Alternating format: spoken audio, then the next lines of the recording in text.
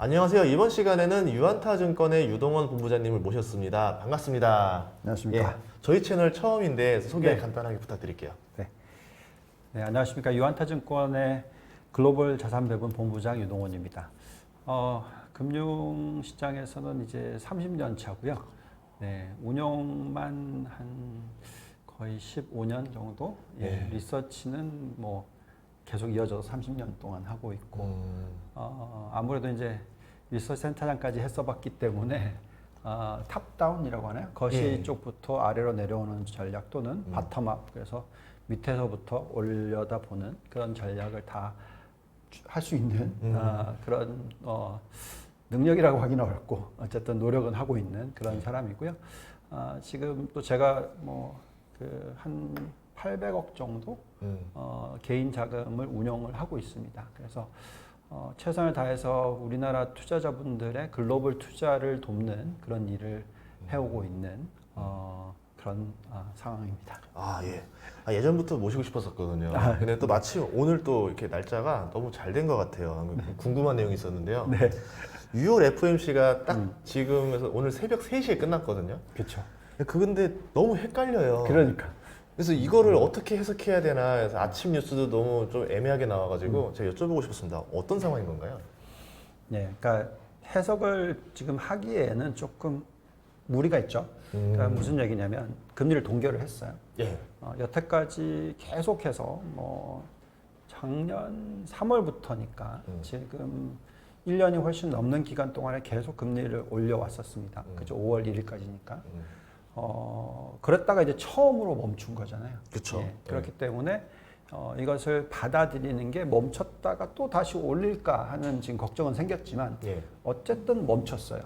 그래서 이럴 때는 그냥 여태까지 벌어진 상황까지만 해석을 하고 그리고 나서 어떻게 변할지에 대해서는 예측은 하고는 있지만 지금 현재 이 금리가 시장에 어떻게 영향을 미칠지 정도로 계산하면서 판단하면 좋겠습니다. 어쨌든 이번에 금리 인상을 동결을 할 것이다라고 우리가 계속해서 말씀을 드렸었는데 그 이유는 그 테일러 룰이라는 게 있어요. 그래서 그 미 연준이 보면서 어느 정도까지 금리를 올려야지 금리가 tough enough, 그러니까 타이트하다. 그러니까 즉 높게 유지가 되기 때문에 인플레이션을 낮춰준다. 이렇게 계산할 수가 있는데 그거의 하단이 5.0 정도고 그거의 상단이 6%가 좀 넘거든요. 그러니까 요 사이니까 지금 이미 5.0에서 5.25까지 올렸으니까 근데 좀 하단이라서 추가로 올릴 수도 있겠구나 하는 생각은 있었지만 어쨌든 간에 여러 가지 그 은행 파산 이슈도 있었고 그래서 여러 가지 이슈들이 있었기 때문에 굳이 여기서까지 금리를 추가적으로 올릴 필요는 없지 않느냐라고 생각을 했기 때문에 동결을 할 것이라고 예측은 했어요. 그렇지만 여전히 테일러 룰 자체가 6%까지 올려도 된다가 이제 가장 고점이잖아요. 그래서 추가로 금리를 올릴 수 있는 가능성에 대해서도 이미 예견이 됐던 부분인데 이번에 이제 파월 의장의 발언을 보고 있으면 멈췄던 이유와 또 점도표를 보고 있으면 지금 중간값이 5.6이잖아요. 그러니까 추가로 한 2번 정도 더 올릴 수 있는 게 아닌가라는 어떤 걱정을 또 할 수가 있어요. 그렇지만 어쨌든 금리의 올림의 속도는 이제 완전히 더뎌졌고 한번 쉬었고 또 올릴지 안 올릴지 정답은 없고. 점도표는 말을 했지만 그렇죠. 그래서 아직 정답은 아닌 거죠. 만약에 왜 2번 정도 더 올릴 수 있냐라고 얘기를 하는 것은 테일러 룰도 자체적으로 인플레이션 자체가 떨어져 주면 이것도 또 하단으로 내려가죠. 그래서 뭐 4.5에서 5.0으로 변할 수도 있는 거죠. 근데 아직까지는 그게 아니죠. 왜냐하면 고용 지표가 좋고 여러 가지 다른 지표들을 봤었을 때 괜찮은 게 아닌가라는 생각을 할 수가 있잖아요. 근데 어쨌든 제가 볼 때는 추세적인 상황 자체는 인플레이션이 떨어지는 게 맞고 심지어 가장 걱정스러운 주거비도 피크업, 그러니까 고점의 8% 상승률에서 이제부터는 떨어질 것 같은 추세가 시작됐고 이게 시작되면 제법 급격하게 빠질 거라고 좀 예측이 되고 있는 상황이니까 여러 가지 요소들을 감안했었을 때 앞으로 인플레이션이 떨어져 주면 전체적인 테일러 룰의 밴드도 떨어져 줄 거고 예. 그러면 굳이 또 올릴 필요가 없을 수도 있는 거고 근데 여태까지 아직까지 나온 숫자로 보면은 2번 정도 더 올릴 수 있다 이 정도잖아요. 그래서 헷갈릴 때는 여태까지 벌어진 일만 생각하자. 예. 그리고 앞으로 벌어질 일에 있어서 금리 부분은 인플레이션이 어떻게 변할 건지에만 초점을 맞추자. 그리고 우리가 계속해서 여태까지 시장에 대해서 얘기할 때 인플레이션이 떨어지는 추세에 있는 상황에서는 시장이 급락하는 일은 나오지 않는다. 계속해서 인플레이션이 떨어지는 추세에 있는 상황에서는 당연히 주가는 올라가게 되어 있는 거고 그쵸. 금리도 굳이 더 올릴 필요가 없게 되는 것이고 예. 그래서 그런 것을 다 감안했었을 때 지금 타이밍은 너무 미 연준이 지금 얘기하는 점도표에 예. 초점을 맞추시지 않는 게 좋겠다. 옛날에 뭐 2년 전만 하더라도 예. 점도표 보고 있었으면 예. 그러니까요. 예, 그래서 예. 그건 얼마든지 바뀔 수 있는 거죠. 예. 예, 그래서 지금 타이밍 자체는 그래서 아마도 시장이 예. 처음에 딱 뉴스가 나왔었을 때는 좀 빠졌다가 예. 예, 다시 또 이제 회복하는 모습을 보여줬던 게 결국 인플레이션이 어떻게 될지가 더 중요하겠지. 그 인플레이션은 고용 지표를 보던 임금 상승률을 보던 은행권의 여러 가지 여신 상황이던 뭐 모든 부분들 다 조합했었을 때 떨어질 가능성이 더 높다. 그렇기 때문에 금리를 굳이 올릴까 하는 게 더 좀 지배적이었다는 거죠. 그래서 뭐 기다리면 지금 7월 20 며칠이죠. 다음 게. 예. 그 전에 인플레이션 숫자 한 번 더 볼 거 아니에요. 예. 근데 이 숫자가 별로 흐지부지 안 떨어지면 한 번 정도 올릴 수 있는 가능성이 생기는 거고. 근데 갑자기 숫자가 나왔는데 훅 떨어져요. 예. 그러니까 그 떨어진다라는 게 근원 쪽이. 코어 CPI 쪽. 코어 CPI 쪽이 떨어지는 모습이 확 떨어지는 모습입니다. 왜냐면 탑라인은 이미 벌써 4% 떨어졌잖아요. 예. 근데 지금 근원이 4.7, 4.6, 4.7 이렇게 살짝 올라갔으니까 요게 딱 4%대로 떨어진다. 이런 모습이 나오면 이제 괴리가 벌어지죠. 예. 5.0과. 그러면 그때는 금리를 올릴 필요가 없는 거죠. 왜냐하면 테일러 룰 자체도 떨어질 거니까. 예. 그래서 그거를 먼저 보는 게 중요하겠죠. 지금은 그러면 무슨 얘기냐? 시장이 조금 숨고르기가 필요한 타이밍. 그래서 그거는 봐야 되겠지만 너무 또 급락할 거다. 예, 그렇게까지 걱정하실 필요는 없을 것 같습니다. 그래서 말씀해주신 걸 종합해 보니까 거의 어제 지수 움직임이랑 비슷했던 것 같아요. 그러니까 네. 점도표가 그렇게 나왔으면 증시가 툭 떨어져야 떨어져야 되는데 되네. 저는 정말 잘 잤거든요. 아침에 아침에 일어나서 봤더니 난리가 나 있었더라고요. 네. 이렇게 V자 나와 있고 그 점도표 보고서 잠에 깼어요. 뭐야 이러고 깼는데 근데 왜 안 떨어져? 예. 그랬던 게 이런 이유였었군요. 네. 알겠습니다. 네. 그러면 앞으로 물가 쪽은 지금 CPI 쪽 얘기하셨는데 네. 그게 제일 관건일 것 같은데 네. 최근에 보면은 그렇게 잘 안 떨어지고 있단 말이죠. 계속 그 물가가 왜 그렇게 보세요? 자, 우리가 보면 탑라인 가장 그 전체적인 인플레이션 숫자를 보고 있으면은 헤드라인 인플레이션을 보고 있으면은 4.0까지 떨어졌잖아요. 예. 그러면 이제 금리가 5%면은 인하한 거죠. 예. 근데 이렇게 떨어져 있는 이유가 근원은 4.7이니까 훨씬 높잖아요. 예. 덜 떨어지고 있잖아요. 그럼 무슨 얘기냐면 스티키 인플레이션이라고 얘기하는 가장 중요한 포인트가 주거비죠. 근데 그 전에 더 중요하다고 저희가 생각하는 부분도 있는데 그게 결국은 원자재 가격과 여러 가지 이 생산자 물가 지수의 움직임입니다. 근데 그 전날 나왔던 데이터를 보시면 생산자 물가 지수가 마이너스 0.3% 전달 대비 이거는 확실하게 지금 낮춰주는 효과죠. 많은 분들이 원자재 가격이 이렇게 트렌드 라인으로 그려보면 너무 밑에 와 있기 때문에 올라가야 된다고 생각하시는 분들이 많아요.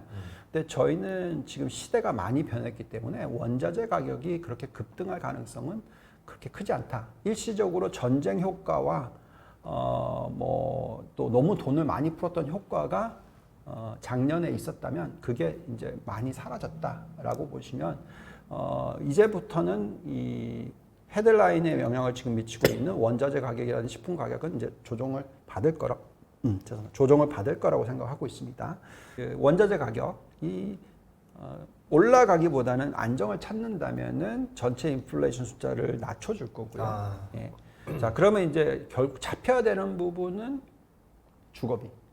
근데 주거비의 차트를 보시면은 주택 가격이 먼저 빠지죠. 그러니까 상승률이 빠집니다.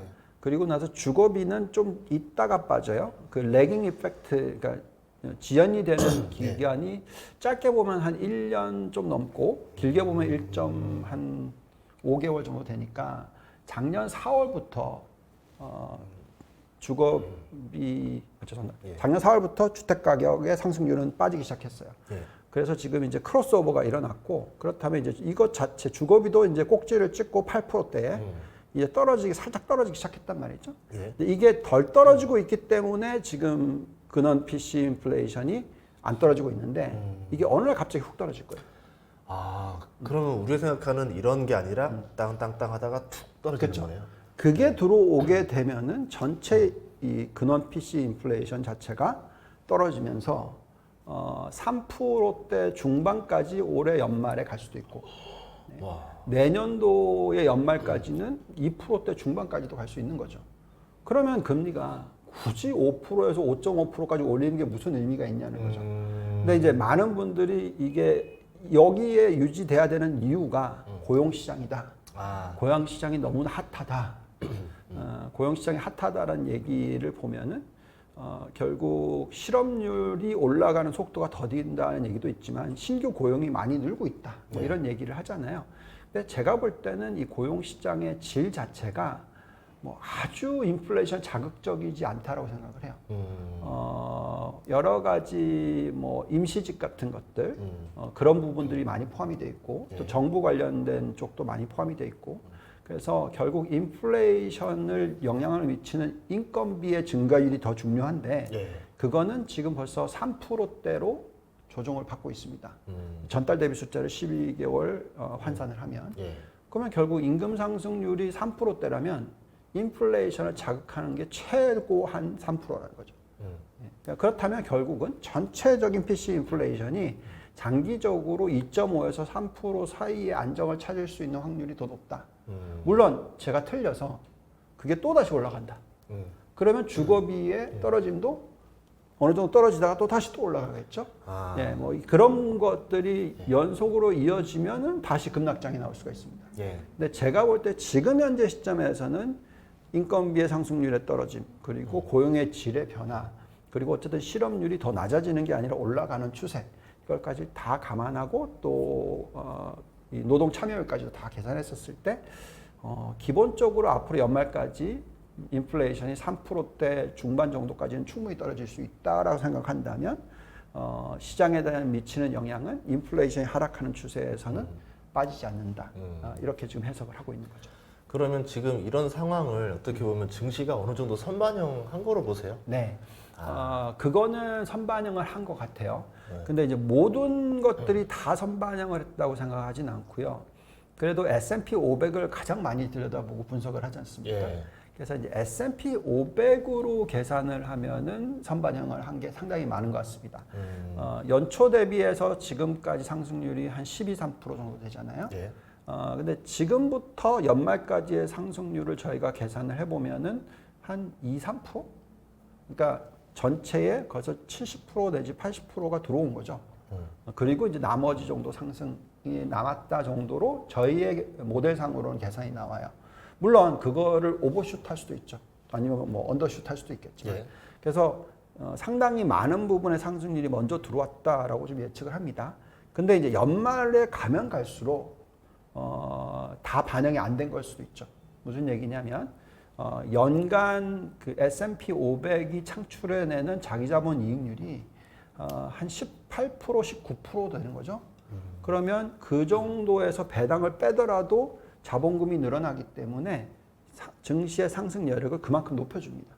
그래서 1년에 저희 계산상으로는 12% 정도 상승할 수 있는 여력이 생겨요.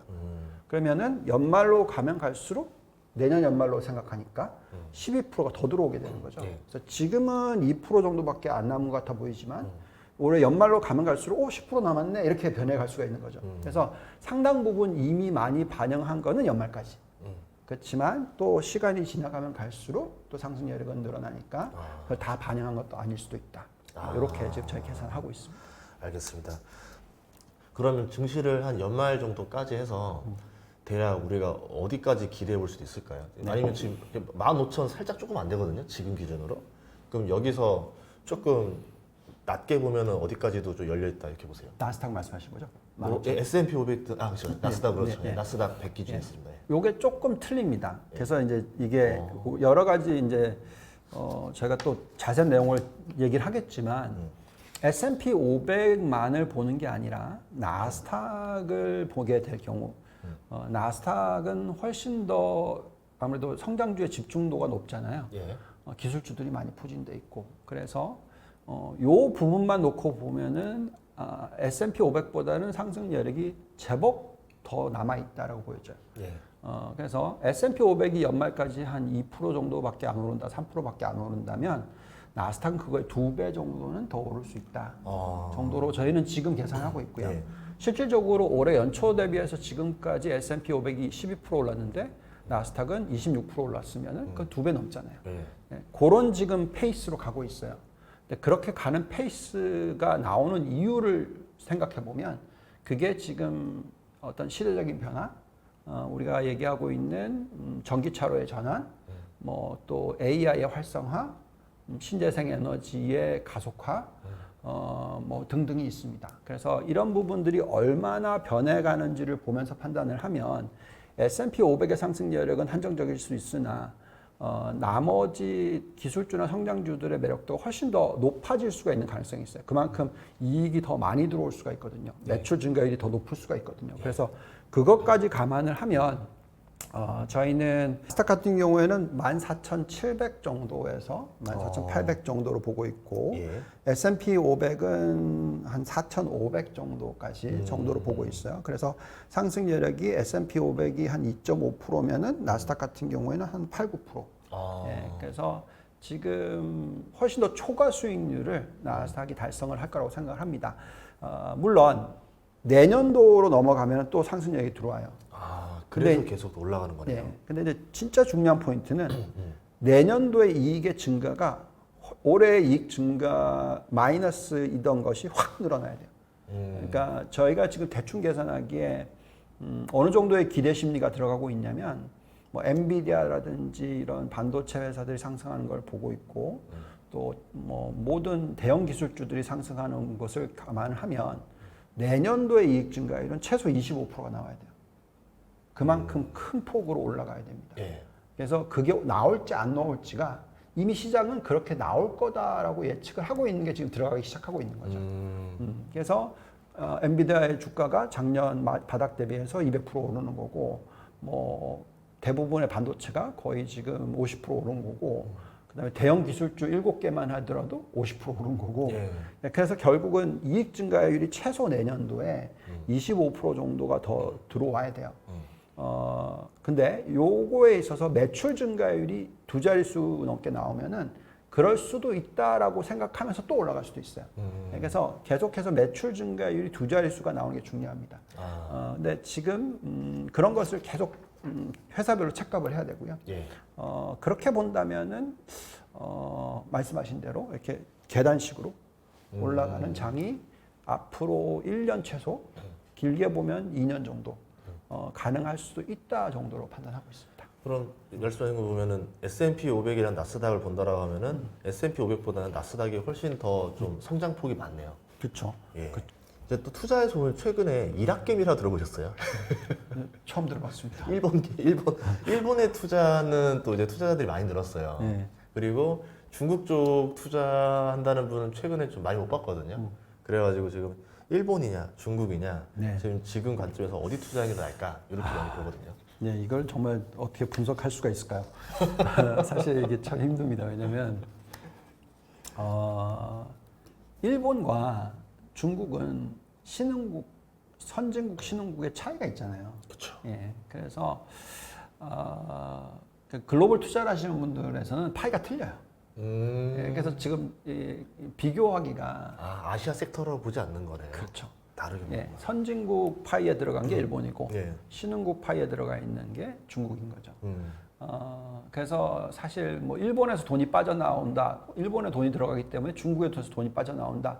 이 논리가 사실은 운용하는 사람들 입장에서는 잘 안 먹히는 얘기예요.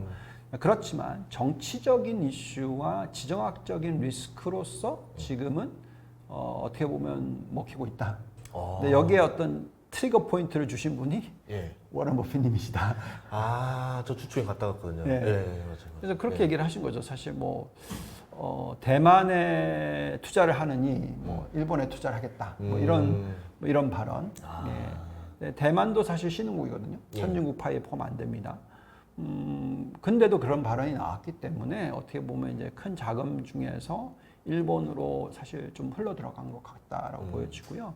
그 다음에 하도 지금 G7이 중국을 공격을 하고 있으니까 당연히 중국의 자금이 잘 안 들어가고 또 그 시장은 많이 열려 있지 않죠. 외국인들의 지분이 전체의 시총의 한 6, 7% 뭐 이것도 안 되니까 그래서 큰 의미가 없잖아요. 그렇다 보니까 어떻게 보면 이제 시장의 조정을 받습니다. 그런데 이제 저희 같이 이제 그런 지정학적인 이슈와 어떤 자금의 어떤 용도를 제외하고 그냥 그 국가의 펀더멘탈을 들여다봤었을 때는 제가 돈을 어디에 투자를 할까 했을 때는 당연히 중국입니다. 일본보다는. 그러니까 왜 그러냐면은 이미 지금 저희가 대표적으로 보고 있고 앞으로 계속해서 성장을 해야만 되고 생산성이 높아질 수 있는 산업을 꼽자면 가장 대표적인 것들이 뭐 대형 기술주도 있겠지만 전기차 부품도 있을 거고요.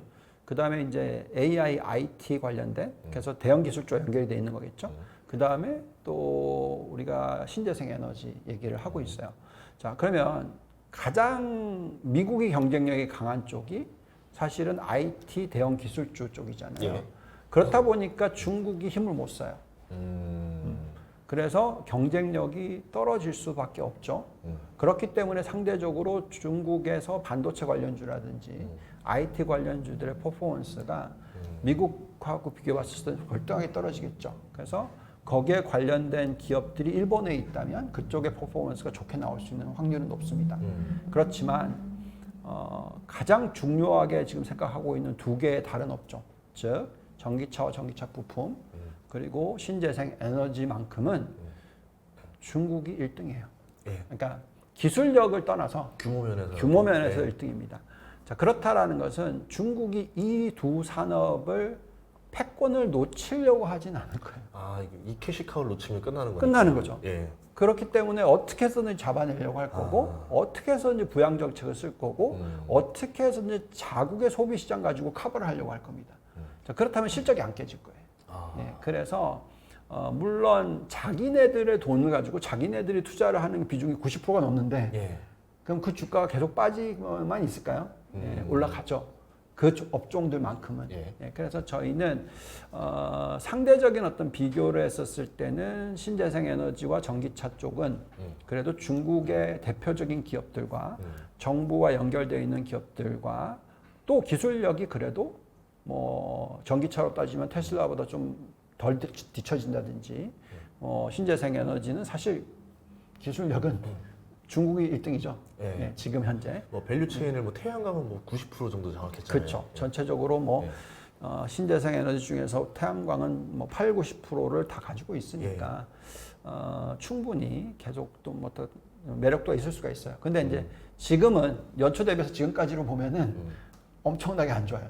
주가 퍼포먼스가 안 좋아요. 이 두 업종 자체가 중국은 안 좋고 미국은 너무 좋아요. 지금 일본도 사상 최고치고 그러니까 사람이 고민인 게 오르는 말에 달려 타야 되나 아니면 이걸 바닥이니까 나쁘니까 여기를 사서 좋을 때까지 기다려봐야 되나. 근데 지정학적 리스크까지 걸려버리니까 너무 헷갈리는 거예요. 그렇죠.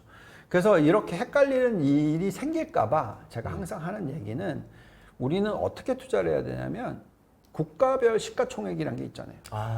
그리고 전체의 국가별 GDP라는 게 있잖아요.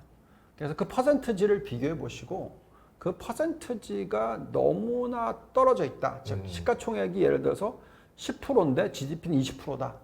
그러면 이거는 그래도 최소 10%의 비중은 두고 가야 된다는 거죠.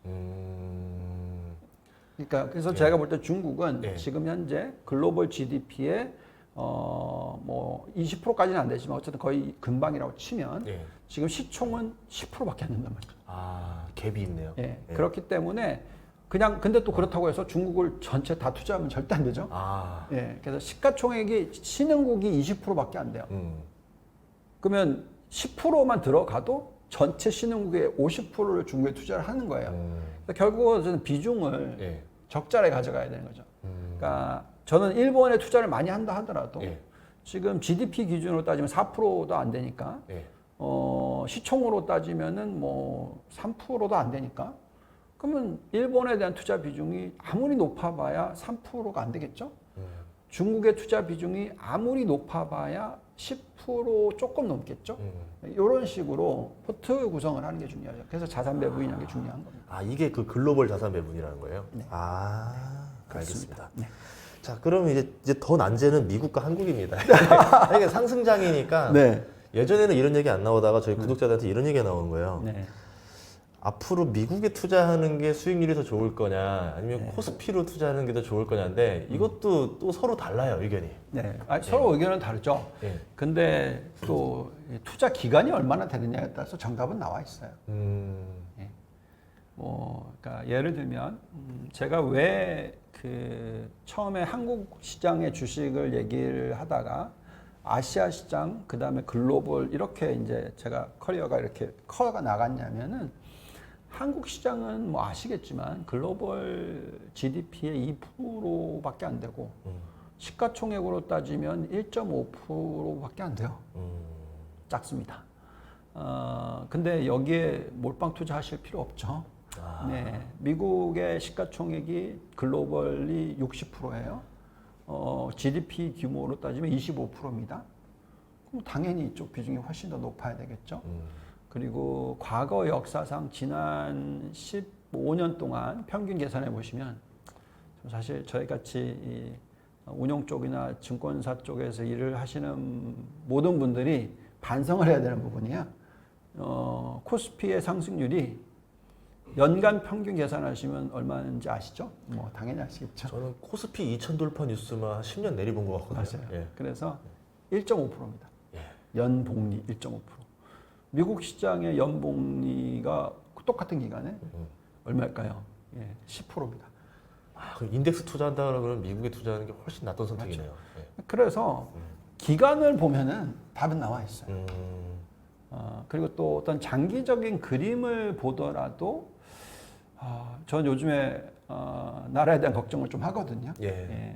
물론 반도체가 뭐 튼튼하고 또 우리가 전기차 시장을 잘 잡았고 또 배터리 시장도 잘 갖고 있고 또 신재생 에너지 쪽도 대단하고 바이오 쪽도 뭐 굉장히 투자를 많이 한다. 근데 실질적인 수익성, 효율성 이게 떨어지고 있다라는 것도 확실히 느껴요. 떨어지고 있다는 거는 경쟁자가 나올 수 있다는 거잖아요. 그렇죠. 그리고 앞으로 어떻게 변할지 모르는 거죠. 그래서 장기적인 그림에서 이 업종들이 지금은 매력이 있는데 5년 뒤에 어떤 그림일지에 대한 전 정답을 그리기가 좀 어려워요. 그래서 저는 누가 저한테 질문을 한다면 한국을 사야 되냐, 중국을 사야 되냐, 미국을 사야 되냐 했었을 때 한국에 대한 것보다는 어쨌든 당연히 미국에 대한 투자가 맞다라고 얘기를 하는데 근데 지금 당장 딱 봤었을 때 아까 말씀드렸듯이 미국 시장의 상승 여력은 그래도 10%가 안 남았잖아요. 그러니까 뭐 그 정도로 지금 계산이 되는 거잖아요.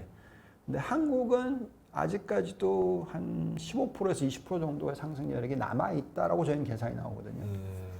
그 이유는 그만큼 가지고 있는 대표적인 업종들이 저평가되어 있는 것은 사실이니까. 그리고 지금 여기에 대한 관심이 많다 보니까 자금이 유입이 되면 그만큼 탄력이 있을 수도 있으니까. 그래서 뭐 짧게 6개월을 보면 우리가 더 많이 오를 수도 있죠. 그래서 한국에 대한 투자를 지금은 뭐 소홀히 할 필요는 없다 정도로 생각을 합니다.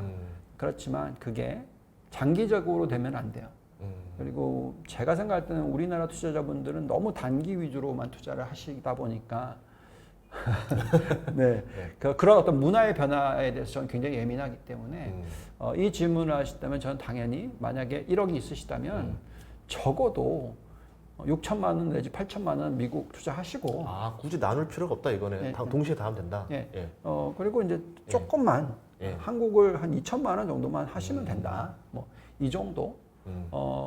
그러다가 이제 이게 만약에 많이 올라가면 4천이 되잖아요. 그러면 그것도 2천만 원 또 넘기면 되는 거고. 예. 이런 식으로 어떤 포트 구성이라는 개념을 좀 자꾸 만드셨으면 좋겠어요. 그것도 괜찮은 게 세율이 다르잖아요. 그쵸. 미국 주식이랑 한국 주식은 세율이 다르니까 한국 주식은 딱 그 비과세 되는 한도까지만 딱 하면 되고 이제 그 이상 되는 것들은 미국 주식해서 또 내면 되고. 네. 예. 네. 알겠습니다. 그래서 오늘 덕분에 FOMC 또 마침 또 오늘 당일 나와주셔가지고 왜 지수가 딱 이렇게 됐는지 제가 V자가 나온 게 되게 너무 궁금했었거든요. 네. 오늘 궁금증을 풀어주셔서 너무 감사합니다. 아닙니다. 예. 제가 도움 잘 모르겠습니다만 최선을 다했습니다. 아 예. 요새 교육하고 계신다고 들었거든요. 네, 네, 예. 네. 아무래도 이제 제가 그 외국계 회사 출신이다 보니까 예. 또 이렇게 큰 자본을 운영을 해봤었던 입장에서 저는 계속해서 우리나라 투자자분들이 글로벌 자산 배분을 했으면 좋겠어요.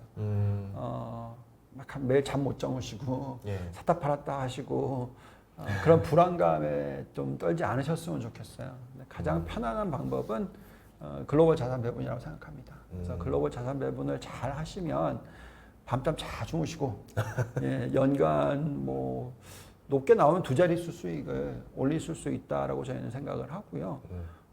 그리고 자기가 하고 있는 일에 꾸준히 또 하실 수가 있잖아요. 그러니까 꼭 투자를 안 하셔도 예, 자기가 가지고 있는 달란트를 잘 활용하시면서 열심히 자기 일에 집중하실 수 있는 거고. 그래서 저는 그런 부분에 있어서 꼭 그 멘탈을 좀 심어드리고 싶고요. 또 그래도 우리나라 분들은 또 직접 하는 걸 좋아하시기 때문에 아 그렇죠. 예, 그렇죠. 예, 답답하거든요. 예, 그래서 그 도대체 어떻게 운영이 되고 있는지는 알아야 되니까. 그래서 글로벌 자산 배분이란 게 뭔지, 거기에 필요한 요소들이 뭐고, 그리고 탑다운으로 보는 방법이 뭐고, 바텀업으로 보는 게 뭐고, 어쨌든 제가 30년 동안 보고 배운 것들, 네, 써먹는 것들을 다 갈아 넣어서 예. 그런 과정을 지금 중앙일보랑 같이 예. 온라인, 오프라인을 같이 해서 강의를 할 겁니다. 아, 네. 예. 그래서 좀 뭐 저희가 그 금액에 상관이 없이 지금 사실 많은 분들이 좀 더 공부하시길 진짜 바라면서 정말 노력을 하고 있으니까 좀 관심 가져주셨으면 감사하겠습니다. 아, 예, 알겠습니다. 저희가 2부에서는 업종에 대해서 이야기를 해볼 거니까 다음 시간도 잘 시청해 주시면 감사하겠습니다. 예, 고맙습니다. 감사합니다.